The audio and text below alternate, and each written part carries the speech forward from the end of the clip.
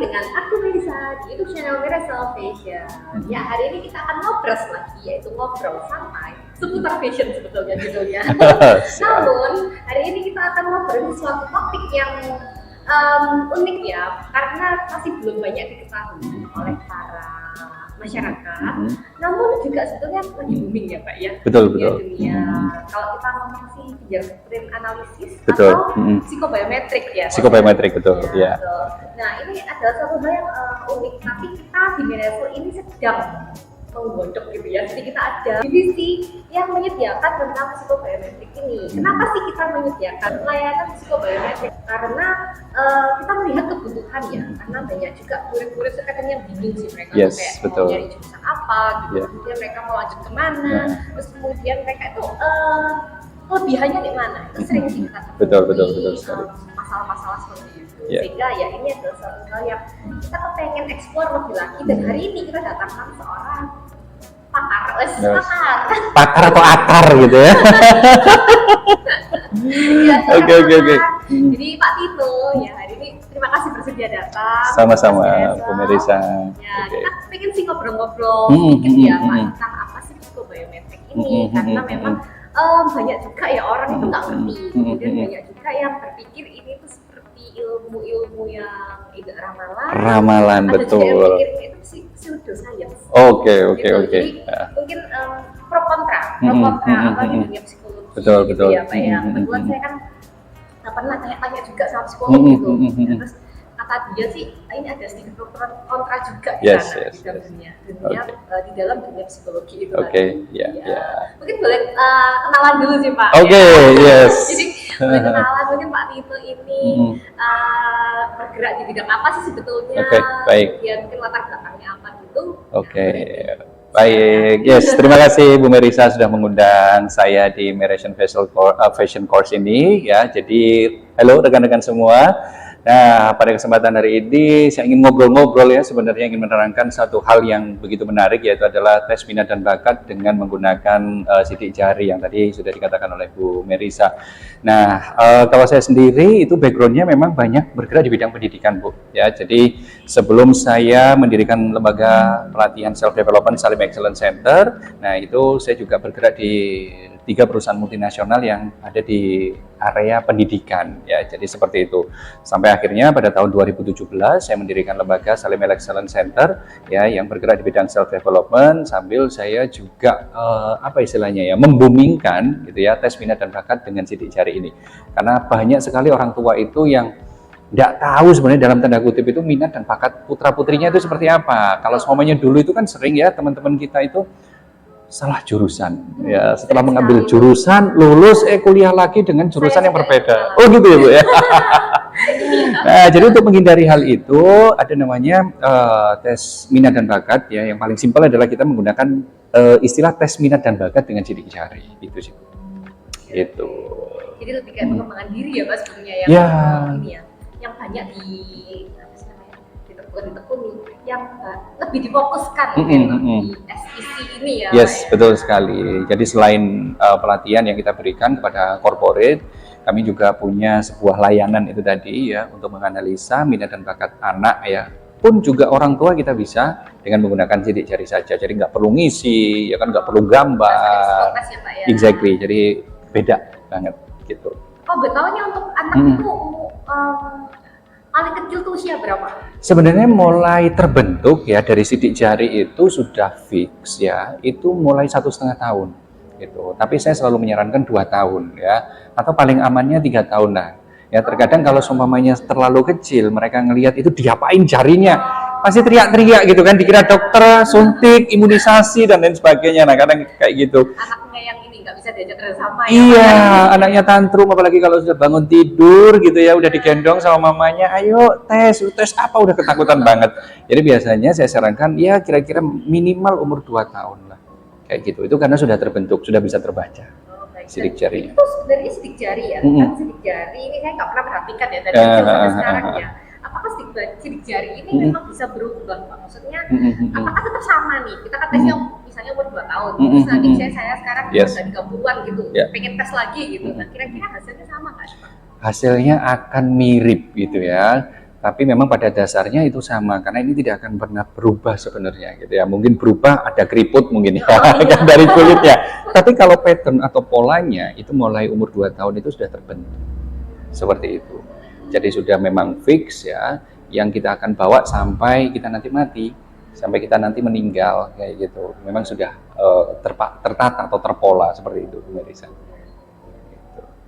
Jadi secara genetik gitu ya Pak ya mungkin. Betul, secara genetik. Ya. Berarti diturunkan dari orang tua juga ya? Iya, betul sekali. Diturunkan dari orang tua ya, yang mana itu berpola ya. Sebenarnya ini dimulai penelitian ini sudah 1800-an. Ya, karena di sini sudah ada pola ya, sudah ada pola atau pattern yang mana ini ternyata polanya itu berkaitan dengan kecerdasan yang ada dalam otak. Nah, setelah itu ada pengembangan-pengembangan selanjutnya, ternyata memang bisa dibuktikan. Ya, jadi bisa dibuktikan. Jadi kalau semuanya ada orang yang mengatakan bahwa ini adalah pseudoscience ya, memang di setiap ilmu pasti ada pro dan kontra gitu ya. Bahkan ilmu yang sudah terbukti pun ada pro dan ada kontra. Ada yang mengatakan bahwa oh ini tidak sesuai dengan sains. Oh ini dalam tanda kutip ramalan gitu ya. Nah, tapi memang secara saintifik itu ada penelitiannya seperti itu. Karena pola yang terbentuk di sini itu juga adalah pola yang terbentuk dalam kecerdasan manusia. Kalau dari tes ini, jadi tesnya bakat berdasarkan sidik jari ya. Betul. Ini apa saja sebetulnya bisa diidentifikasikan? Dilihat ya. Oke, yang pertama itu adalah bagaimana anak memutuskan ketika mengambil sebuah keputusan ya. Ada berdasarkan emosi dan logika, itu bisa kelihatan di sana. Ya, kalau berdasarkan logika berarti 1 tambah 1 harus sama dengan 2 gitu ya. Jadi rasional banget. Dan ada juga yang berdasarkan emosi, berdasarkan dari perasaan. Nah, itu dari sidik jari itu bisa dianalisa. Pengambilan keputusan dari anak ini itu berdasarkan apa yang paling dominan. Terus setelah itu ada karakteristik kepribadian. Ya, yang mana ada dominan, ya interpersonal, ya ada steadiness, ada consciousness. Nah, di situ kelihatan ya kalau orangnya dominan berarti dia punya genetik sebagai seorang leader.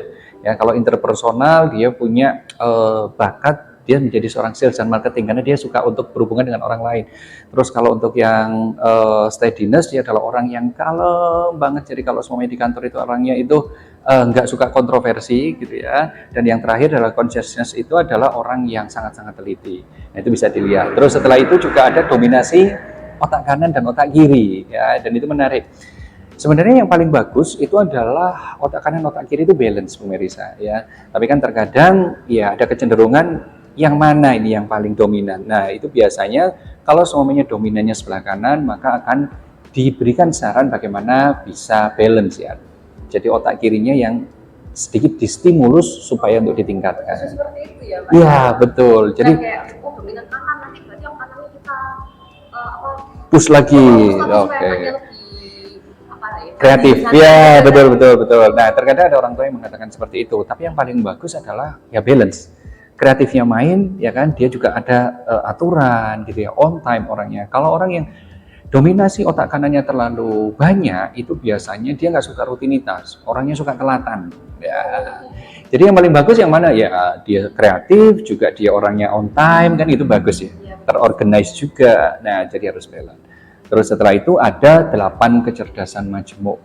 Ya, jadi ada 8 kecerdasan majemuk menurut peneliti Howard Gardner ya, yang mana yang pertama logika matematika, ya ada visual spasial, interpersonal, intrapersonal, musikal, ya body kinestetik, terus tahu itu apa lagi ya Bu ya? Saya kok lupa ya. Naturalis, oke ya. Apalagi Bu? Ini saya ngetes juga ini. Sebenarnya saya lupa sebenarnya. Apa ya? Kalau linguistik nggak masuk ya Bu ya? Oh sudah, verbal linguistik ya. Verbal linguistik ya. Jadi ada 8. Yang mana itu ada urutannya nanti ya, bisa kelihatan mana yang 4 dominan, mana yang 4 yang kurang dominan. Jadi nanti dengan adanya hasil itu bagaimana orang tua bisa mengarahkan ke 4 yang dominan itu. Seperti itu. Terus setelah itu ada gaya belajar yang mana visual, auditori atau kinestetik. Jadi bisa kelihatan di sana anak itu menyerap ilmu atau menyerap informasi itu paling banyak dari penglihatan, pendengaran atau juga dari gerakan. Nah, tapi kalau sekarang biasanya pembelajaran kan campur ya, apalagi sekarang sudah ada YouTube ya, visual dan auditori juga sudah campur. Iya, betul sekali. Ya. Terus setelah itu selanjutnya ada kapasitas kepemimpinan juga ya. Jadi dia melihat kepemimpinannya itu dia dari mana ya. Jadi hal yang paling dominan ketika dia memimpin itu seperti apa. Ya, setelah itu ada jurusan ya atau sebelum itu ada kapasitas pekerjaan. Ya, sesuai dengan bakatnya juga ya, ada operational, ya ada determiner, ya ada pekerja kreatif dan lain sebagainya. Kapasitas pekerjaan itu apa, Pak? Jadi kapasitas pekerjaan itu adalah pekerjaan yang cocok sesuai dengan bakatnya. Oh, tipenya ya? Iya, tipenya. Jadi tidak langsung spesifik jadi apa, cuman ada diklasterkan di situ.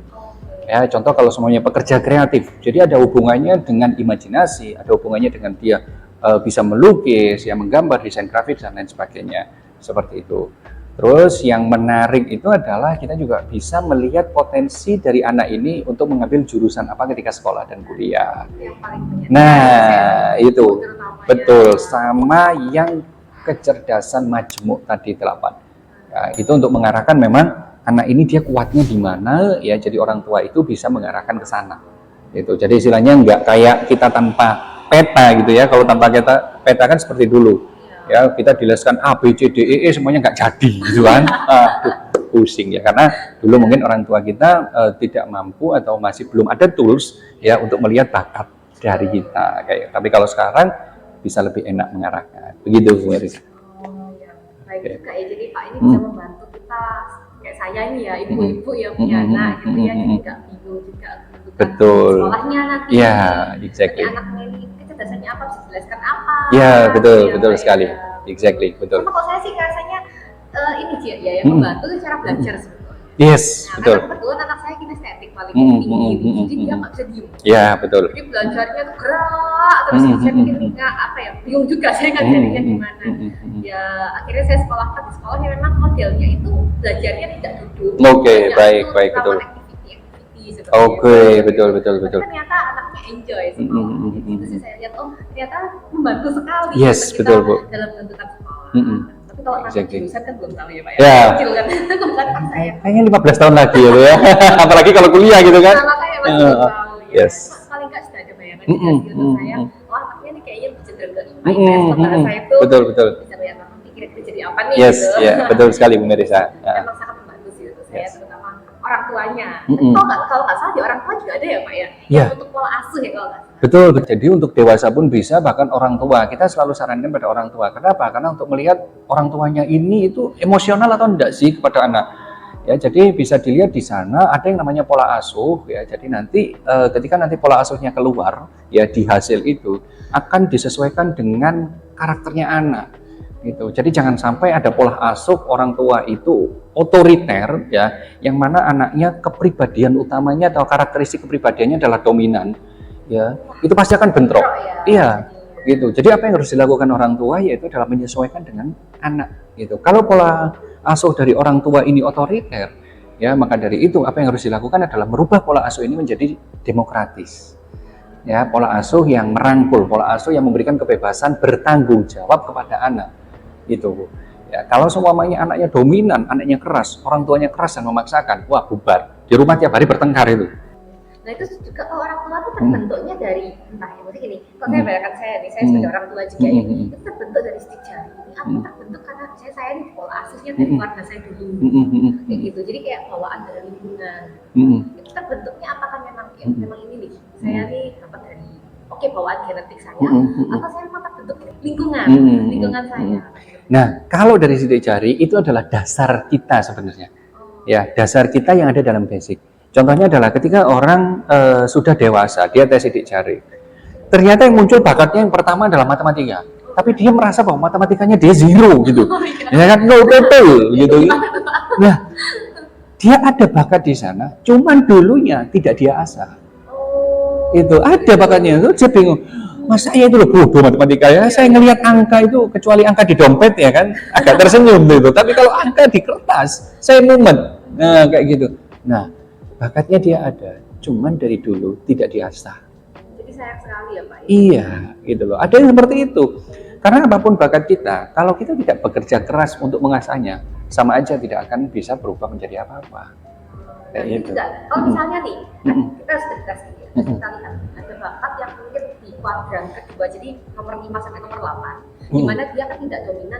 Nah, tapi kita misalnya nih orang tuanya itu punya bakat di sana gitu, terus kita pengen, oh anakku juga pengen nih, aku pengen dia bisa gitu. Bisa nggak sih Pak dieksplorasi juga? Oke, ya.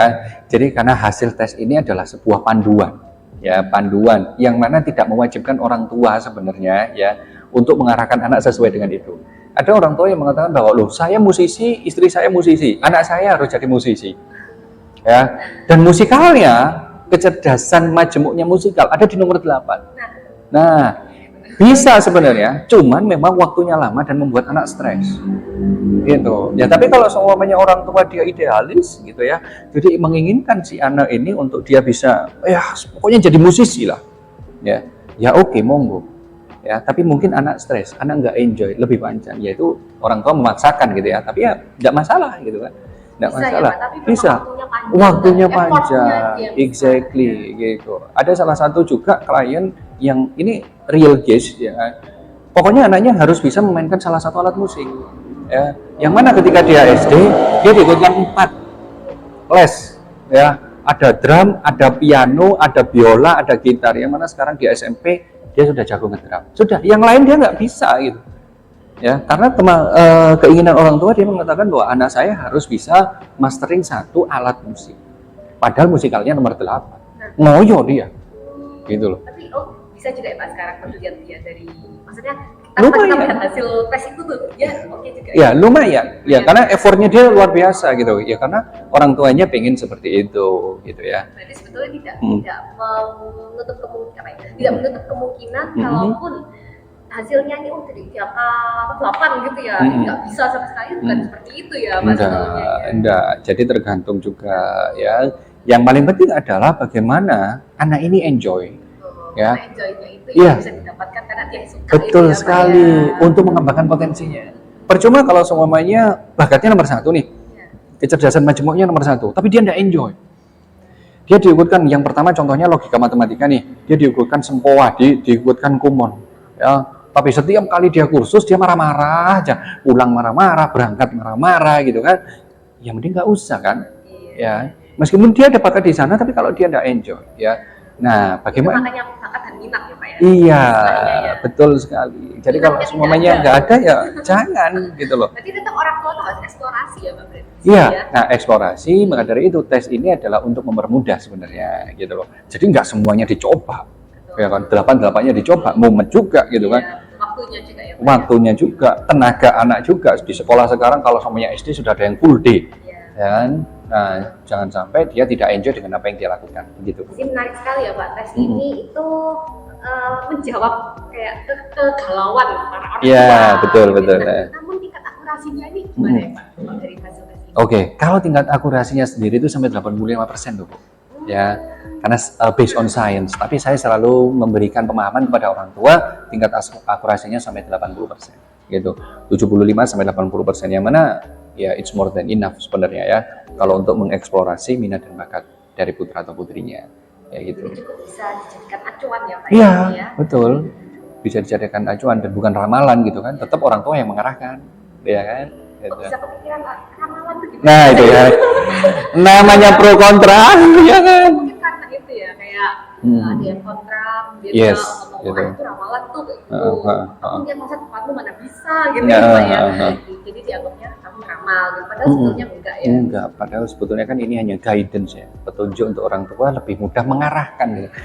Siapa yang tahu masa depan? Gak ada yang tahu. 5 menit kemudian kita nggak ada yang tahu. Podcast ini apa yang bisa terjadi kan kita nggak tahu gitu kan. Kita bisa merencanakan gitu. Tetap Tuhan yang menentukan gitu. Kita harus bijaksana ya, Yes. kita sebagai orang tua. Ya, betul, betul. Anak-anak ini. Yes, betul Bung Risa. Biasanya tes ini tuh untuk apa sih Pak? Mesti gini, oke kalau saya sebagai orang tua kadang-kadang itu oke tujuannya untuk anak nih gitu. Tapi apakah ada tujuan-tujuan lain sebetulnya untuk tes ini? Sebenarnya kalau untuk dewasa saya juga pernah dimintain beberapa perusahaan ya. Itu untuk apa? Sebenarnya untuk melihat potensi dari karyawan itu sendiri. Dari sisi leadership dia ada. Ya kan, kapasitas leadership dia ada. Terus setelah itu kapasitas dia bekerjaan juga ada. Dia masuk kemana sih? Dia pikirannya itu apakah dia full seorang karyawan ataukah dia itu bisa dikembangkan untuk menjadi self-employed, business owner atau investor, ya. Dan di situ kan juga ada bagaimana dia mengambil keputusan. Sebenarnya tidak hanya untuk anak kecil, orang dewasa pun boleh mengambil tes ini ketika dia ingin bekerja. Oke Pak Dino, terima kasih banyak untuk penjelasannya. Jadi Oke. mencerahkan buat saya Thank dan you. juga semoga para partisipan audiens Yes. juga bisa dapat insight Yes, baru tentang oke. apa sih tes minat bakat dari Sidik jari, Nggak oke. pikir ini adalah ramalan lagi. Iya, betul. Iya, karena kan kita ini sudah zaman modern ya Yes, Pak ya. oke. Kalau mikirnya masih itu ramalan apa kita ketakutan gitu. Iya, Ketakutan betul, tentang betul. itu ya kita semua Iya. juga ya Pak. Yes, Ya, itu ini betul mungkin betul. bisa jadi apa sih namanya insight baru di mana kita sudah tak perlu takut lagi kalau mau tes tentang Betul. psikobiometri ini. Yes, betul sekali Bu. Ya teman-teman, kita akan ketemu lagi di podcast kita selanjutnya, pastinya dengan topik-topik menarik. Semoga bisa mengedukasi kita supaya kita juga bisa mendapatkan pemahaman yang lebih-lebih lagi terhadap dunia kita sekitar. Terima kasih semuanya. See you on next video guys. Bye bye.